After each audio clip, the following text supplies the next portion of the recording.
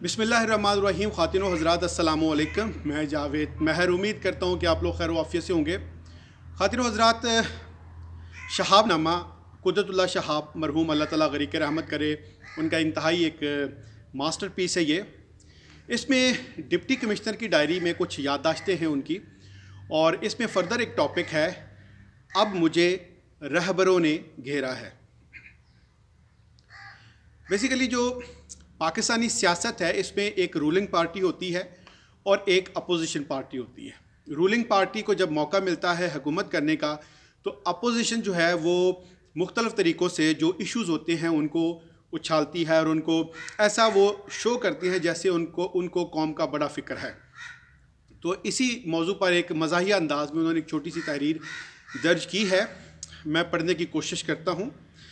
जिस तरह ज़्यादा अनाज उगाओ की एक मुहिम एक मुस्तकिल नारा बन गई है, इसी तरह रहबर बनो और रहबर बनाओ की तहरीक भी एक हमागीर मशगले की सूरत इख्तियार कर गई है।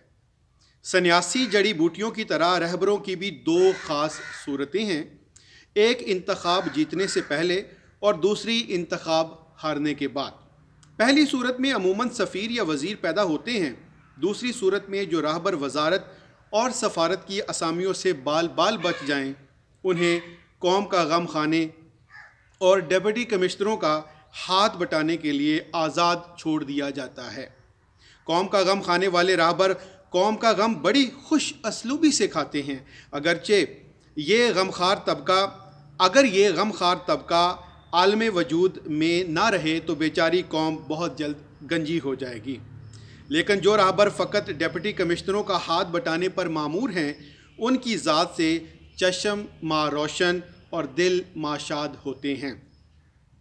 इसी तरह एक रहबर इस वक्त मुझे मिलने आए हुए हैं। जब वो कमरे में दाखिल होते हैं तो उनकी चाल ढाल और उनके सारे अंदाज़ पुकार कर पूछते हैं, कहिए साहब, कोई संगीन वारदात तो नहीं हुई? अगर नहीं हुई तो क्यों नहीं हुई? ज़रूर हुई होगी, ये भी कोई बात है। भला हर रोज़ जना बिल जबर ना हो, खून खराबा ना हो, मालिक और मज़ारा की लड़ाई ना हुई हो, रिश्वत सतानी ना हो, ख्वेश परवरी ना हो, नाइंसाफ़ी ना हो। अरे साहब, ये सब कुछ हो रहा है और डंके की चोट पर हो रहा है। फ़कत आपकी इत्लाआत कमज़ोर हैं।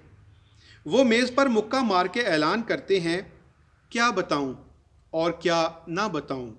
रहबर साहब बेहद उलझन में हैं। अगर एक किस्सा हो तो कुछ तफसीलात भी अर्ज़ करूं, लेकिन ई खाना तमाम आफताब अस्त, यहाँ पर तो कदम कदम पर यही रोना है। आह, ना जाने इस बदनसीब कौम का क्या अंजाम होने वाला है। जी तो बहुत चाहता है कि बेचारी कौम के अंजाम से पेशतर मैं इन्हें इसके छोटे भाई के अंजाम की बशारत दूं, जो अगले रोज़ चीनी की ब्लैक मार्केट करता हुआ पकड़ा गया था। लेकिन मुसलहत का तकाजा यही है कि मैं खामोश रहूं। यह रहबर साहब कई बार ऐलान कर चुके हैं कि सूबे के कई अखबार उनकी मुट्ठी में हैं, और अगर अभी तक उनमें मेरे ख़िलाफ़ कोई बयान शाया नहीं हुआ तो ये महज उनकी नज़र इल्तफ़ात का फैज़ है। बातें करते करते अचानक दूर से कई बंदूकें चलने की आवाज़ आती है। रहबर साहब अपनी कुर्सी पर उछल पड़ते हैं। आपने कुछ सुना? ये महाजर कॉलोनी में फायरिंग हो रही है।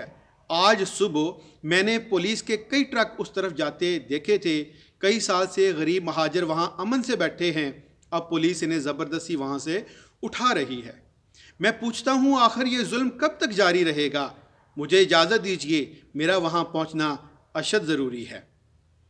मैं उन्हें इत्मीनान दिलाता हूँ कि ये पुलिस की फायरिंग नहीं, बल्कि राइफ़ल क्लब में बंदूक चलाने की मशक हो रही है, और अपना दिल हल्का करने के लिए मैं शहरी दिफा पर वो पूरी तकरीर दोहराता हूँ जो आज सुबह मैंने राइफ़ल क्लब की रस्म इफ्तिताह पर की थी। तो ये थी तहरीर, और बड़े मज़े की तहरीर थी। फिर मिलते हैं किसी और वीडियो में किसी और टॉपिक पर।